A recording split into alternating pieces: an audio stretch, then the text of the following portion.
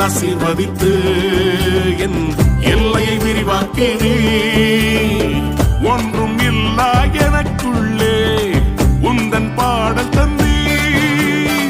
செல்லா தேசங்கள் எல்லாமே உம்மை பாட வைத்தீ. அற்பமான என்னையுமே அனைத்தீர் அன்பின் கருத்தா. அற்பமான என்னையுமே அனைத்தீர் அன்பின் கருத்தா.